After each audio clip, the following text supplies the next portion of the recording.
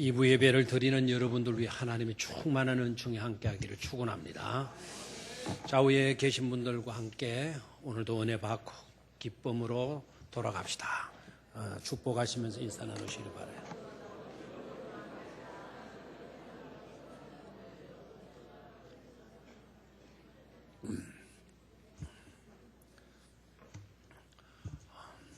유행가지만 그 가사가 복음적인 내용을 담고 있는 것 같아서 제가 좋아하는 노래가 있어요. 1절 가사도 좋고 2절 가사도 좋고 1절은 희망을 주제로 한 가사라면 2절은 삶의 마지막을 다루는 가사인데, 서산 저 너머 해가 기울면 져버리라 날개를. 서산 저 너머 해가 기울면 져버리라 날개를. 그렇잖아요.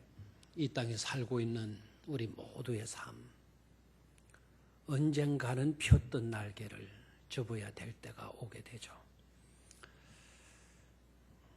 폈던 날개를 접고 마지막 숨을 거둘 때까지, 그렇다면 과연 우리가 붙들어야 할 것들이 무엇일까?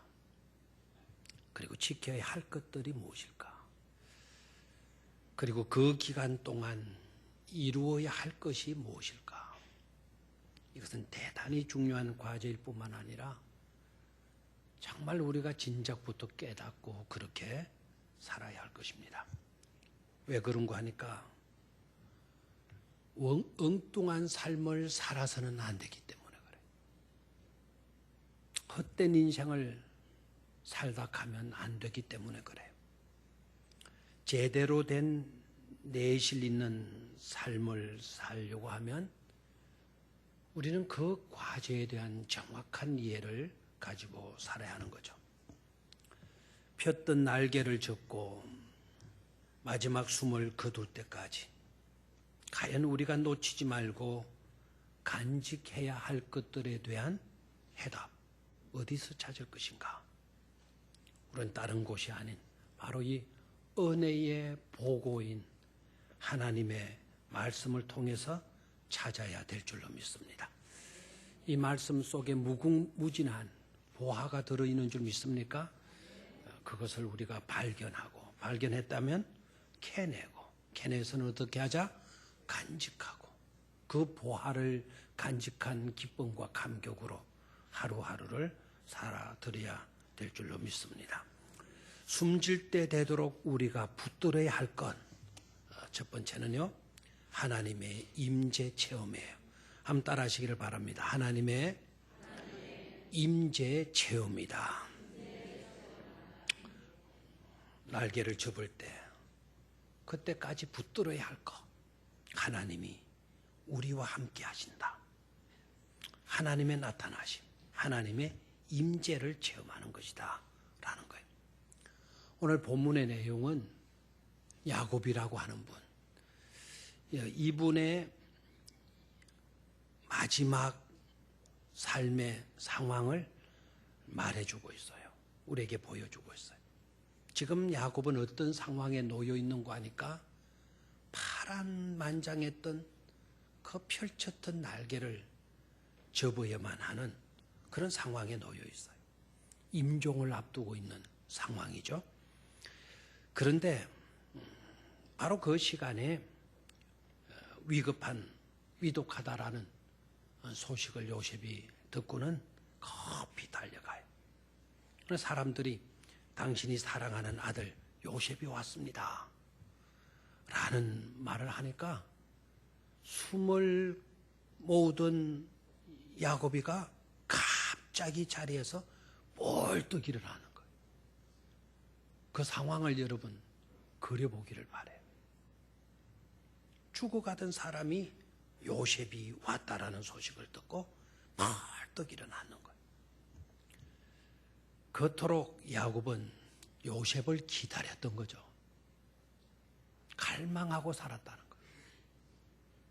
그만큼 야곱은 요셉을 사랑했던 것이죠. 그리고 그 요셉을 잘 소망스러워했다는 것 아니겠습니까?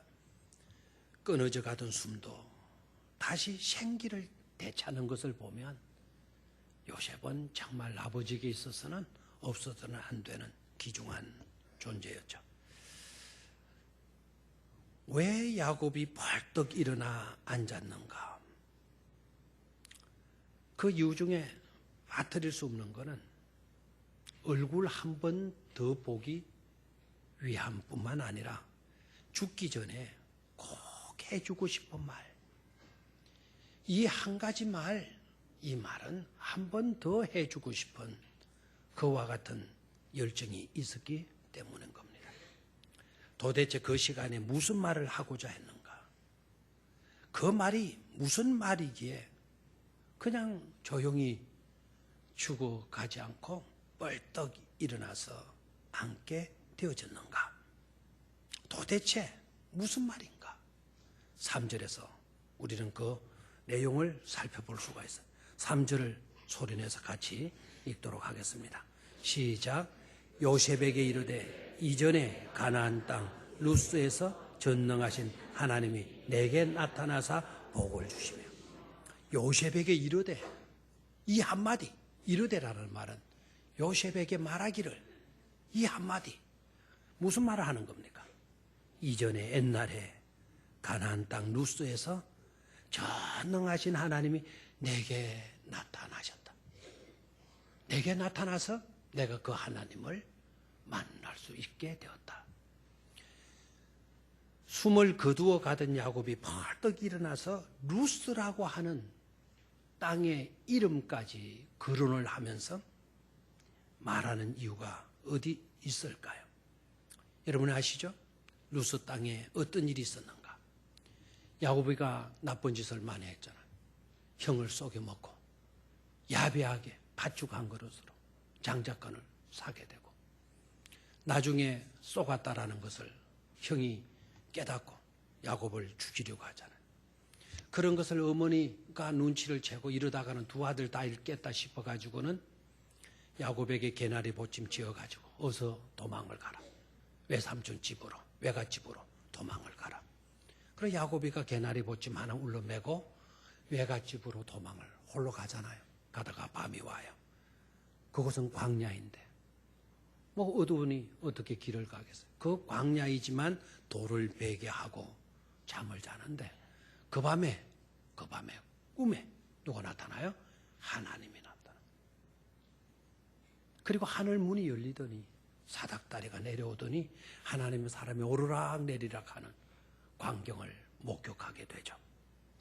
그러니까 그 루스라고 하는 바로 그곳에서 야곱은 하나님의 임재를 경험하게 되는 겁니다.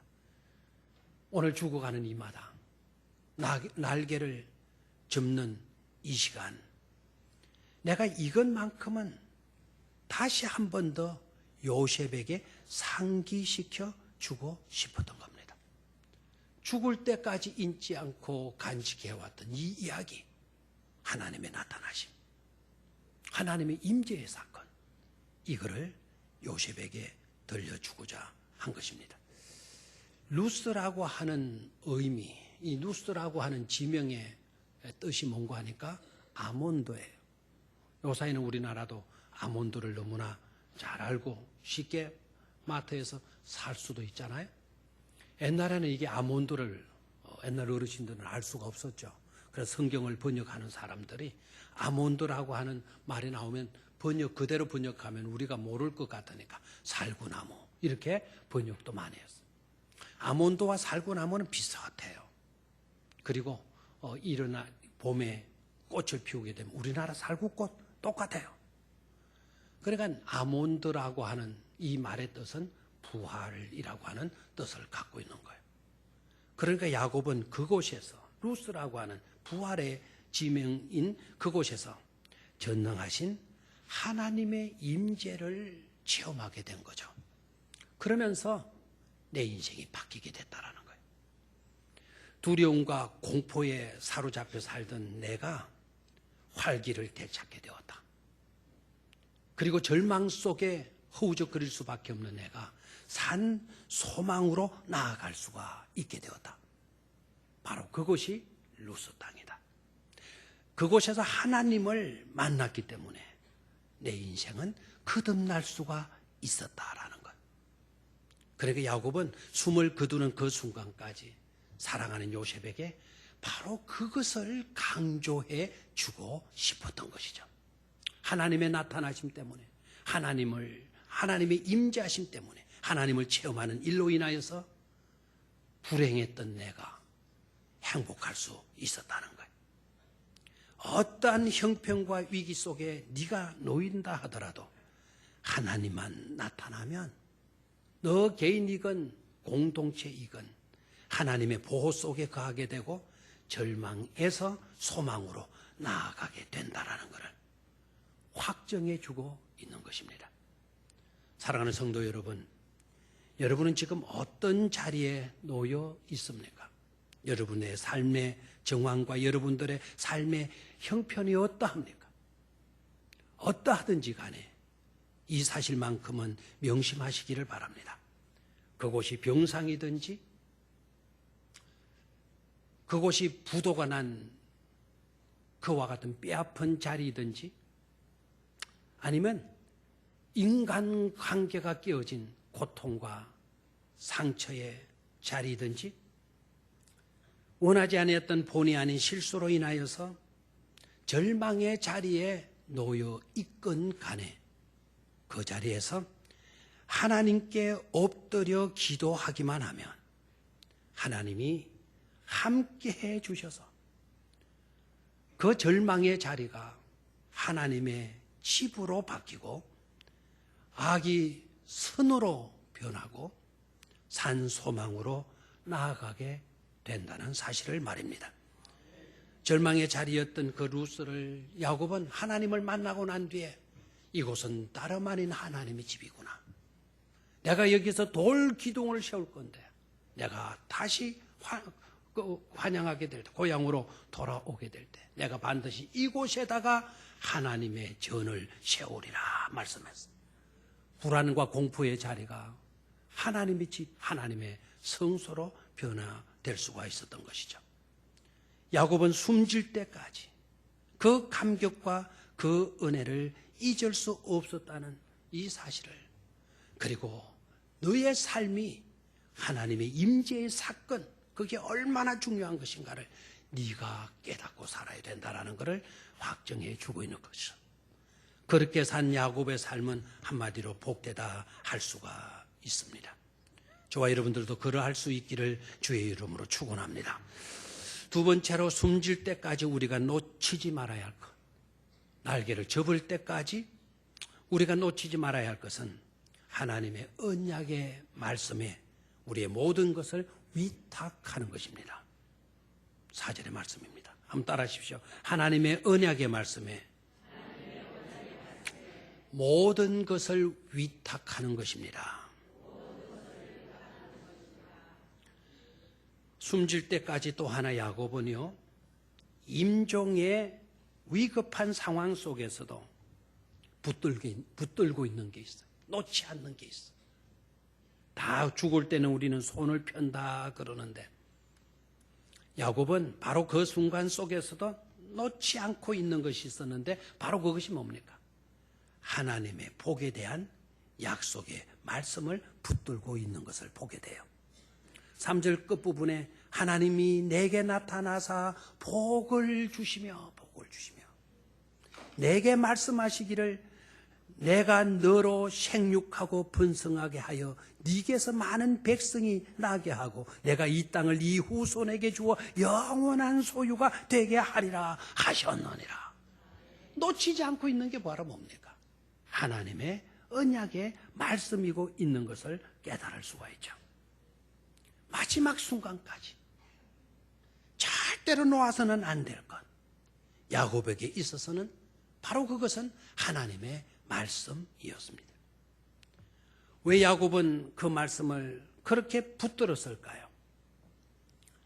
우리에게 말씀하신 그 말씀이 사실 우리를 위대하게 만들어 주기 때문인 줄로 믿습니다.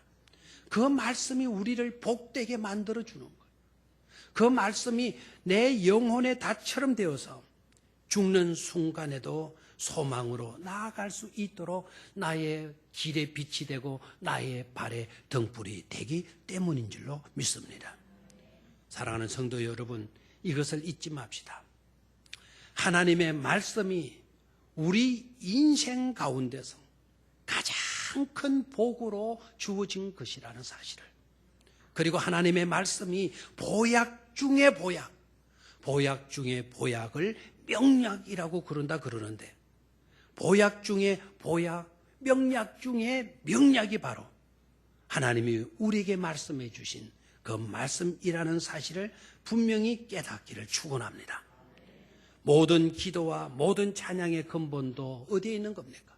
기도의 기초도 하나님의 말씀, 찬양의 기초도 역시 하나님의 말씀입니다. 시편은 기도와 찬양의 말씀들이에요. 그 시편의 모든 말씀들의 근거가 바로 뭡니까? 하나님의 말씀입니다. 시편 1편의 말씀 여러분 잘 아시죠? 복 있는 사람이 과연 어떤 사람이냐? 하나님의 말씀을 붙들고 주야로 밤낮으로 엎조리며 사는 사람, 그 사람이 곧 복이 있는 자다라고 말하잖아요. 시편 가운데 제일 긴 장, 시편 가운데뿐만 아니라 신구약 성경에서도 가장 긴 장이 몇 장이냐? 시편 119장이에요. 시편 119장은 알파벳 순으로, 히브리어의 알파벳 순으로 이루어진 말씀이에요. 시편 119편의 핵심이 바로 뭡니까? 하나님의 말씀, 하나님의 말씀. 그 말씀 붙들고 살라는 것 아닙니까?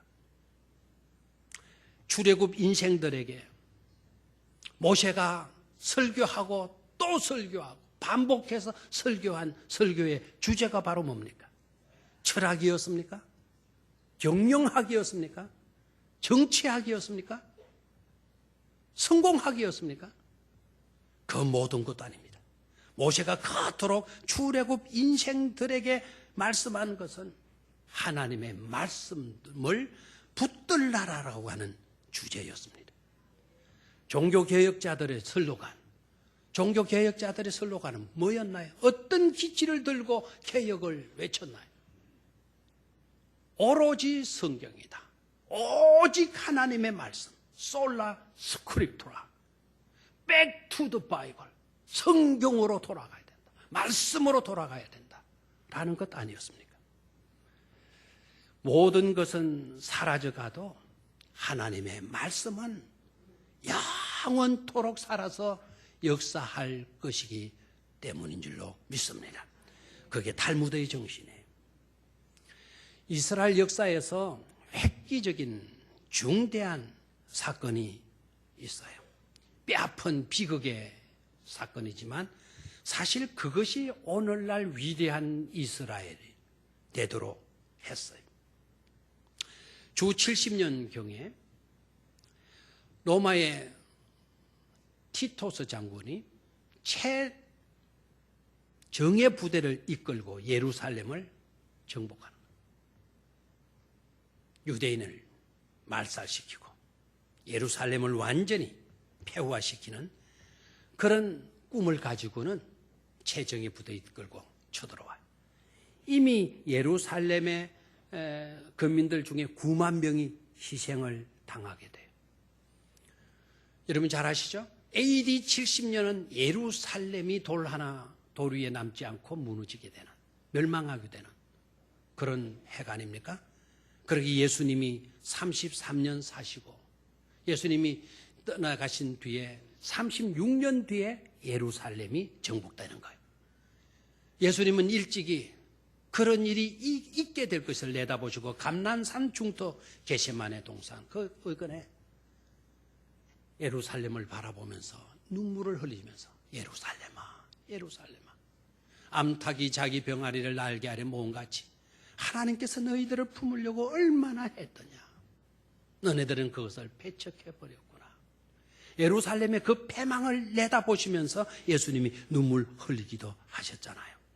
바로 그런 일이 이제 실제적으로 일어난 것이죠. 바로 그럴 때에 예루살렘 성 안에서 가장 존경받고 신임받던 아주 위대한 지도자가 있었어요. 벤 자카이라고 하는 랍비가 있었는데 이 사람이 티토 장군을 만나러 나가는 거예요. 그리고 티토 장군 앞에서 한 가지를 제안해요. 한 가지 소원만 들어달라. 그러면 장군이 원하는 모든 것을 들어주겠다. 티토 장군이 이 소원이 그럼 뭐냐라고 물었어요. 그랬더니 이 벤 자카이 랍비가 대답하는 말, 방 한 칸만 달라. 그리고 거기에 자신과 함께 랍비 10명이 거할 수 있도록 안전을 지켜달라. 그 한 가지다 라고 이야기했어요. 그러면 이 소원을 들어주면 내가 성문도 열어놓겠다. 그러니 당신네 군사들이 들어와서 이 성을 정복하고 당신네들 하고 싶은 대로 다 해라. 그러니까 티토 장군이 그거 너무 쉬운 거예요. 기껏 방 한 칸 10명 안전 지켜주는 거 문제없다. 그렇게 해주마. 약속을 해요. 그리고 방 한 칸을 주고 그리고 그 안에 벤 자카이를 비롯한 10명의 랍비들이 갈 수 있도록 하고 예루살렘을 정복해버리는 거예요. 성을 완전히 초토화시켜버리고 예루살렘 성 안에 살고 있던 모든 거민들을 학살해버려요. 이러한 사실이 드러나지 않겠어요? 이러한 내통한 사실이 유대인들에게 알려지기 시작했어요. 이스라엘 사람들이 어떻게 나왔을 것 같아요? 벤 자카이를 그렇게 존경하고 위대한 지도자라고 따르는데 바로 다른 사람이 아니고 그가 이렇게 민족을 배신할 수 있나? 민족의 반역자, 야비한 비겁자, 자기만 살려고 이렇게 해놨던 아주 야비한 사람이라고 온갖 욕과 비난을 퍼부었던 겁니다. 그러나 벤 자카이는 그런 곳에 아랑곳하지 않고 20년 동안을 그 방 안에 처박혀서 다른 랍비들과 함께 무엇을 했느냐 하면 바로 탈무드를 집필한 거예요. 탈무드. 그래서 탈무드가 나오게 된 거죠. 벤 자카이의 생각은 달랐던 거예요. 어차피 인생은 한 번 죽게 되어 있다. 누구나 죽게 되어 있다. 많은 건물들은 다 세워졌다가도 세월의 풍파 속에 다 무너지게 마련이다. 인류의 문명도 흥황했다가 다 잊혀지게 되는 것이다. 그렇다면 영원히 남는 것이 뭘까? 하나님의 말씀만이 영원한 것이다. 하나님의 말씀만이 이 민족을 살릴 수가 있고 이 민족을 위대하게 할 수가 있는 것이다. 그렇게 생각하고는 탈무드를 기록한 거예요. 하나님의 말씀이 우리들의 삶 가운데 어떻게 역사했는지를 실제적으로 세밀하게 어떤 상황 속에서라도 하나님의 말씀이 어떻게 우리에게 적용되어지는가를 낱낱이 기록한 것이 바로 뭐냐면 그게 바로 탈무드이잖아요.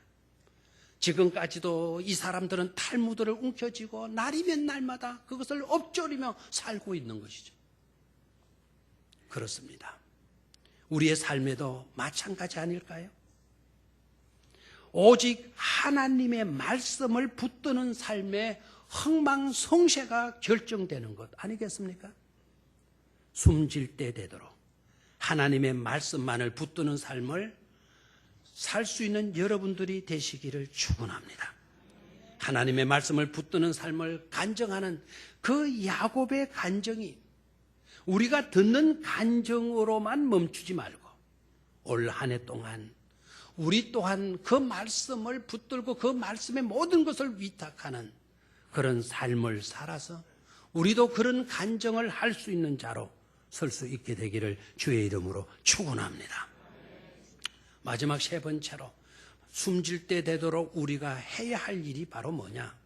하나님의 말씀을 실제화하는 것입니다. 한번 따라하십시오. 하나님의 말씀을 실제화하는 것이다. 5절에서 7절 말씀이에요. 자, 야곱이 숨을 거두는 마당이라 그랬잖아요. 날개를 접는 순간이라고 그랬죠. 바로 그 순간인데도 야곱이 하고 있는 또 하나의 일, 정말 놀라운 일을 하고 있는 것을 보게 돼요. 어떤 일을 그가 하느냐? 오늘 5절을 같이 보도록 하겠습니다. 5절 시작.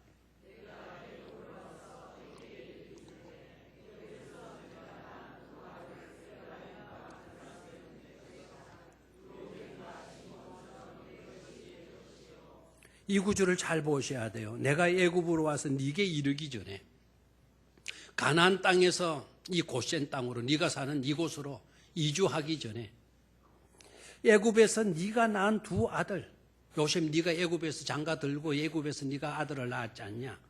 그 두 아들이 누구예요? 에브라임과 므낫세. 너의 두 아들들은 내 것이다. 이렇게 이야기를 해요.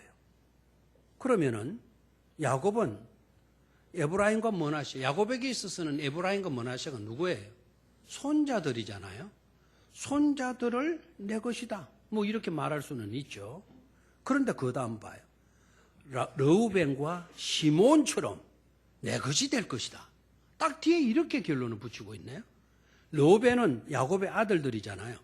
시몬도 야곱의 아들이잖아요. 그러면 르우벤과 시몬처럼 같이 내 것이 될 것이다. 그러니까 손자를 뭐를 삼으려고 드는 거예요? 아들로 삼으려고 하고 있는 거예요. 여러분 하나도 뭐 그냥 생각이 없어요. 어떻게 이 짓을 하는 겁니까? 손자를 왜 굳이 아들로 이렇게 호적을 고치려고 하고 있는 겁니까? 아무래도 이상하지 않아요? 뭐 이상도 하겠죠. 죽을 때 됐으니까. 치매가 왔는 모양일까요? 왜 이런 짓을 하죠? 아들이면 어떻고 손자면 어때요? 그렇잖아요. 손자는 내 후손이 아닙니까? 내 자손이 아닙니까? 그런데 왜 이렇게 하는 겁니까? 왜 죽어가는 마당에 숨을 거두는 입장인데 왜 이 순간에 그 짓을 하고 있냐 이 말이에요. 이게 무슨 의미가 있기 때문에 이와 같이 하고 있는가? 거기에 대해서 의심하는 것은 우리의 생각이고 우리의 판단이죠. 야곱의 생각은 달랐던 겁니다. 야곱의 생각이 어떻게 달랐나? 4절을 봐야 돼요. 4절을 보면 아하 하는 것을 깨닫게 돼요. 4절을 같이 읽습니다. 시작. 내게 이르시되 내가 너로 생육하고 번성하게 하여 네게서 많은 백성이 나게 하고 내가 이 땅을 네 후손에게 주어 영원한 소유가 되게 하리라 하셨노니라. 이 말씀은 누가 해주신 거죠? 하나님께서 야곱에게 해주신 복의 언약의 말씀 아닙니까? 야곱이가 이 복을 절대로 놓치지 않고 붙들고 있다 그랬죠? 그 복의 내용이 바로 뭡니까? 너로 생육하고 번성하게 하겠다라는, 그리고 네게서 많은 백성이 나게 하겠다라고 하나님이 말씀해 주신 거예요. 그리고 내가 이 땅을 네 후손에게 주어서 영원한 소유가 되게 하겠다라고 하나님이 말씀해 주신 거예요. 그렇다면 야곱의 입장에서 번성하게 하리라, 네게서 많은 백성이 나게 하고, 그러면 지금도 12아들이 있지만 더 많은 후손이 자손이 나와야 되지 않느냐는 거예요. 그렇게 되면 하나님의 말씀이 실제적으로 내게 이루어지려면 하나라도 누구든지 간에 다 끌어여가지고 자기 아들로 호적을 고쳐놓는 것으로 야곱이 생각하고 있는 거예요. 여러분 이상하다 생각하죠? 그런데 이 정신은 놀라운 거예요. 하나님의 말씀을 자신의 삶에 현실로 이루어지기 위해서 마지막 숨이 떨어지는 그 순간까지 그 복을 자신의 것으로 만들겠다고 하는, 그래서 최선 다하는 야곱의 모습, 그 언약의 말씀을 자신의 것으로 실제화하려고 애를 쓰고 있는 그 노획쟁의 그 마지막 모습, 얼마나 귀한 것인가를 깨닫기를 축원합니다.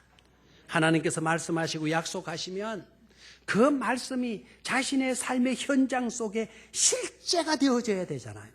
그 실제가 될 수 있도록 최선을 다한다라는 건 너무나도 중요한 일이 아닐 수가 없어요. 그것이 곧 믿음으로 응답하는 복된 모습이 되어지는 줄 믿습니다. 사실 오늘날 이스라엘의 정신이요, 야곱의 정신에서 나왔다 해도 과언이 아니에요. 이스라엘의 민족의 정신 여러분 아시죠? 가나안 땅을 하나님께서 젖과 꿀이 흐르는 땅으로 말씀해 주셨잖아요. 애굽 노예 생활하던 히브리 사람들, 단순히 노예 생활하던 사람을 끄집어내어 놓는 것으로 하나님이 일 다 하셨다, 이렇게 하시지 않았어요. 노예 생활하던 사람들을 끄집어내었을 뿐만 아니라 끄집어낸 그 백성을 좋은 땅으로, 복된 땅으로, 가나안 복지회로 인도해 들이신다는 것이 하나님의 교회였잖아요. 그래서 하나님께서는 그 민족에게 젖과 꿀이 흐르는 땅으로 오늘의 이스라엘 땅을, 가나안 땅을 주신 거예요. 내일이면 우리 청년들이 그곳으로 가요. 그곳으로. 제가 따라갑니다. 어린 아이들이지만 이번에는 어른이 없어가지고, 어른이 몇 사람 있긴 하지만 일반 우리 성도님들, 어른들이 없어가지고 저도 좀 외롭겠다 싶은 생각도 들어요. 힘들 수도 있겠다 생각. 어린 아이들이지만, 어린 청년들이지만은 왜 제가 직접 가게 되는가? 어리다고 절대로 저들을 무시해서는 안 돼요. 조금이라도 더 보게 만들고, 조금이라도 더 깨닫게 만들고, 조금이라도 더 첩팔게 만들어주기 위해서 힘들어도 제가 가려고 생각하는 거예요. 가서 물어봐요. 가서 물어봐요. 얘들아, 이곳은 바로 가나안 땅이다. 이스라엘 땅이다. 젖과 꿀이 흐르는 땅이라고 하나님이 이스라엘 백성에게 약속해 주신 그 땅이고 있다. 너네들 봐라. 어느 골짜기에 젖이 흐르고 있는가? 어느 골짜기에 꿀이 솟구치고 있는가 살펴보도록 해요. 이곳이 과연 젖과 꿀이 흐르는 땅이 맞냐? 우리나라의 땅이 훨씬 더 비옥하고 좋지 않을까? 그런데 왜 이 사람들은 젖과 꿀이 흐르는 땅으로 철저하게 믿고 있는 것인가? 바보이기 때문일까? 그들은 오늘 이 땅이 어떤 땅이냐 보이는 것으로 판단하자. 하나님께서 우리 조상들에게 젖과 꿀이 흐르는 땅으로, 가나안 복지로 우리에게 주셨기 때문에, 하나님이 그렇게 말씀하셨기 때문에 이 땅은 누가 뭐라 그래도 젖과 꿀이 흐르는 땅이다라고 믿고 있는 거예요. 믿음 아닙니까? 그리고 그것으로 끝나는 게 아니에요. 하나님이 우리에게 젖과 꿀이 흐르는 땅으로 주셨으니 이 땅은 젖과 꿀이 흐르는 땅이 맞아.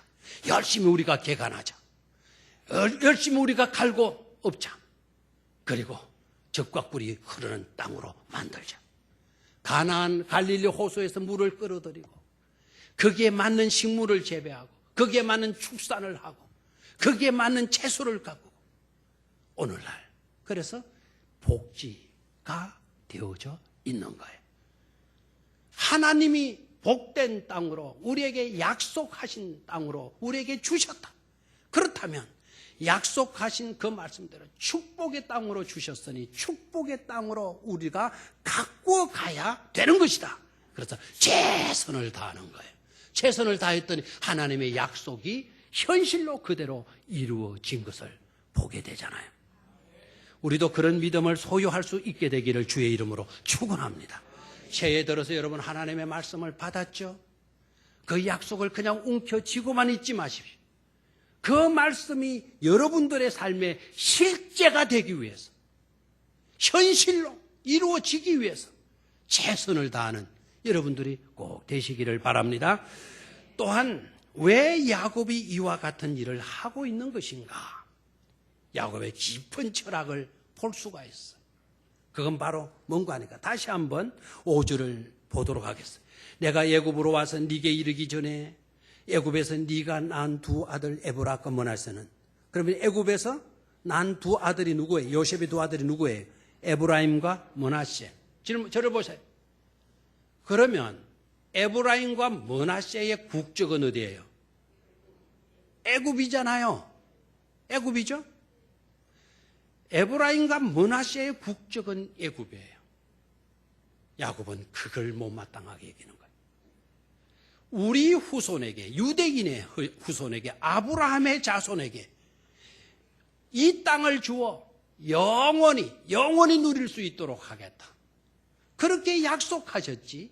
애국 국적이 사람 아니다 이거예요. 그래서 마지막 죽기 전에 손자이지만 내 아들로 삼겠다. 내 아들. 호적을 옮겨놓겠다. 철저하게 선택받은 민족의 대열에 네가 놓여야 된다라는 것을 야곱은 확신하고 있었던 것 아닙니까? 숨질 때 되도록 야곱은 이것을 지키려고 한 거예요. 그것이 결국 12지파를 세우는 것이 되었고, 그리고 계시록까지 이어지는 사건이 되었고, 그리고 새하늘과 새 땅이 펼쳐지게 되는 하나님의 나라에 24장로들의 이야기가 나오잖아. 구약의 12지파, 신약의 12사도. 결국 하나님의 나라까지 이어지게 될 사건이 되어진 것이죠. 숨질 때 되도록 하나님의 약속의 말씀을 자신의 것으로 실제화하려 했던 야곱, 숨질 때 되도록 성민의 영역 속에서 갈 수 있도록 했던 것처럼 우리 또한 그와 같은 삶을 살 수 있기를 주의 이름으로 축원합니다. 하나님 아버지,